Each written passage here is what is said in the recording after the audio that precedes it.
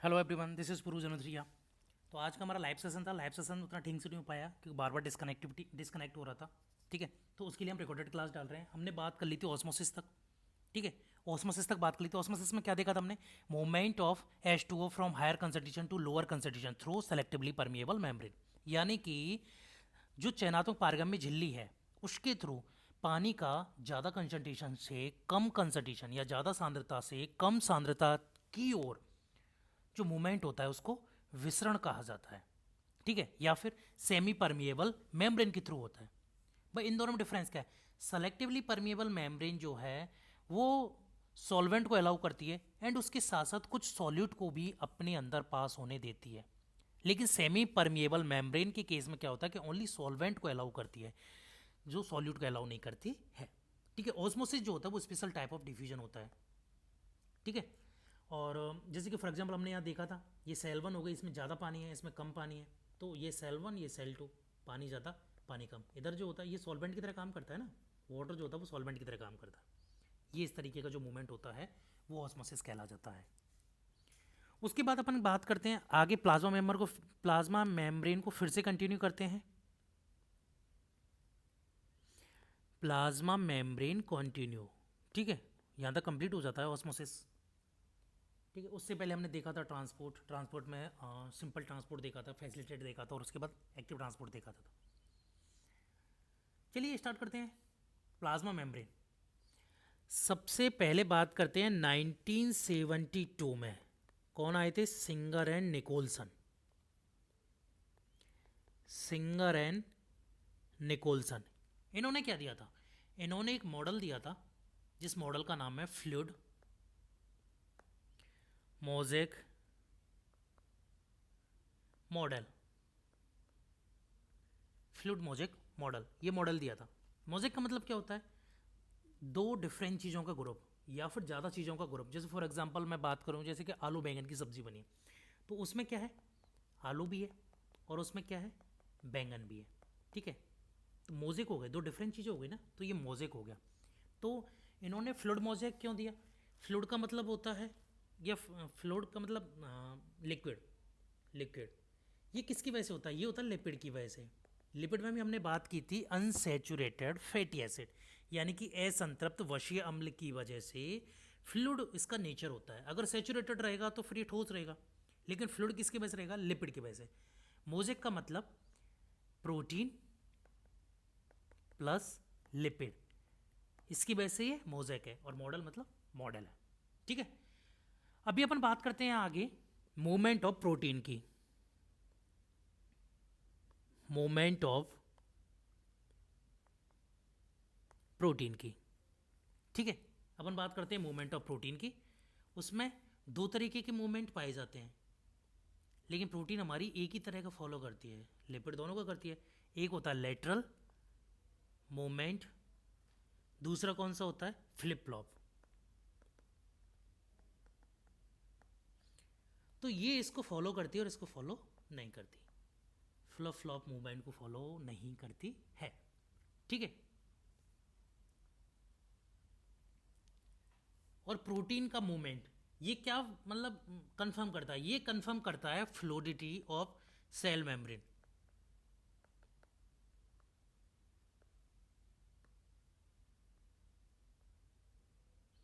For example जैसे कि एक बाल्टी ली हमने, है ना, बाल्टी में पानी भरा हुआ है, हमने इसमें बॉल डाली। ठीक है, तो ये बॉल क्या करेगी? मूवमेंट करेगी, हिलेगी डुलेगी। लेकिन वही अगर हमने क्या ली, इसमें मिट्टी ली, हमने इसको बॉल को डाल दिया तो बॉल एक जगह जम जाएगी, बैठ गई, अब नहीं उठेगी बिल्कुल। तो अगर प्रोटीन मूवमेंट कर रही है, लेटरल मूवमेंट उसमें हो रहा है, इसका मतलब फ्लूइड है, इसलिए ही मूवमेंट हो रहा है। अगर फ्लूइड नहीं होगा तो मूवमेंट नहीं होगा। तो प्रोटीन का मूवमेंट ये डिसाइड करता है या ये कंफर्म करता है कि फ्लूइडिटी है। किसकी फ्लूइडिटी है? सेल मेम्ब्रेन की फ्लूइडिटी है, ये इसको कंफर्म करता है। ठीक है, उसके बाद अपन बात करते हैं सेल टू सेल रिकॉग्निशन। कैसे पहचानती है सेल? ये क्या बन गया यार?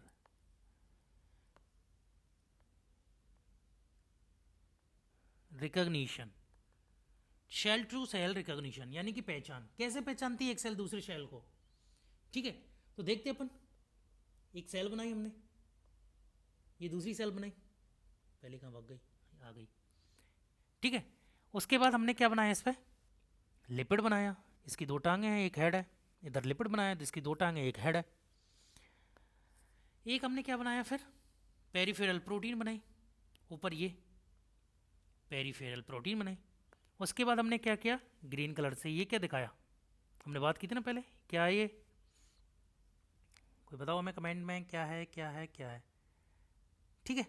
ये है शुगर। ये क्या होगी, पेरिफेरल प्रोटीन, पेरिफेरल प्रोटीन। ये क्या हो गया, लिपिड हो गया, ठीक है। पेरिफेरल प्रोटीन हो गई, लिपिड हो गया, एंड ये क्या हुआ, sugar.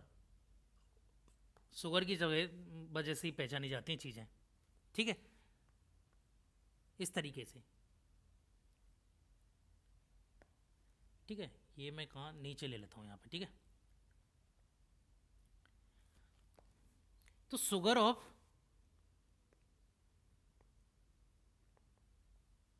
Glycoprotein and glycolipid, ये किस चीज में हेल्प करती है, helps in cell to cell recognition,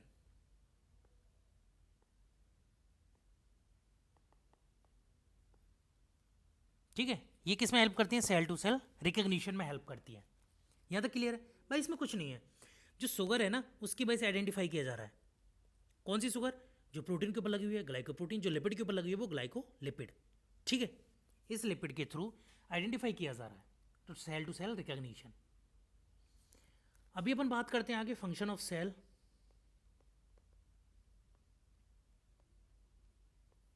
ठीक है।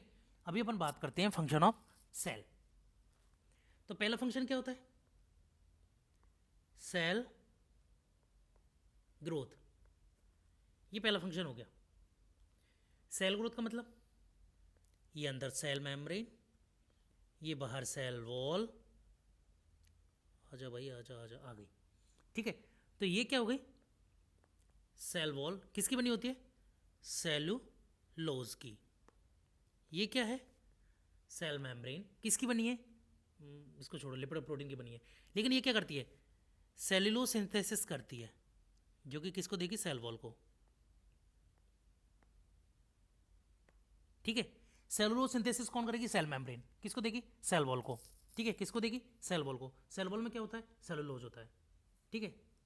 आगे हम बात करेंगे सेलुलोज, सेल वॉल जो है वो किस किस तरीके से बनी होती है, फिलहाल का वो टॉपिक नहीं है, आगे बात करेंगे। अभी इस दूसरा इसका वर्क हो गया सिक्रेशन, ठीक है।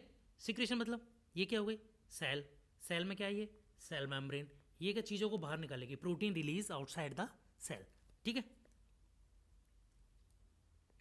प्रोटीन सेल से बाहर निकालना, ठीक है। प्रोटीन को सेल से बाहर निकालना, यार बड़ी लेट लेट आ रहे हैं वर्ड, प्रोटीन को सेल से बाहर निकालना, इसका दूसरा काम हो गया। दूसरा काम कौन सा हो गया, सिक्रेशन। पहला काम कौन सा था, ग्रोथ था, ठीक है। यहां तक क्लियर है। उसके बाद तीसरा वर्क कौन सा है, तीसरा वर्क है एंडोसाइटोसिस, अंतर्ग्रहण, एंडोसाइटोसिस, ठीक है। चीज़ों को अंतर लेना, सेल है, फूड पार्टिकल पड़ा हुआ है यहाँ पे, फूड पार्टिकल को अंदर लेना,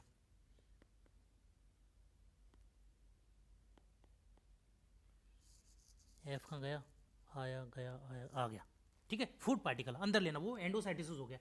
चौथा काम इसका क्या हुआ है, इंटरसेल्यूलर जंक्शन,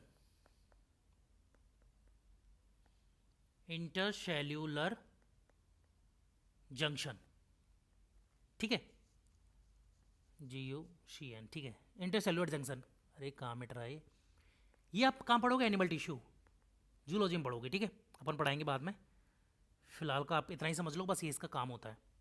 पांचवा इसका काम क्या होता है, सेल डिवीजन, अगला चैप्टर है, ठीक है। अलग से चैप्टर दे रखा है सेल डिवीजन। यहां तक किसी को समस्या, ठीक है, तो चलिए फिलहाल के इतना ही, अगले लेक्चर में अपना बात करेंगे शेल वॉल के बारे में। Thank you.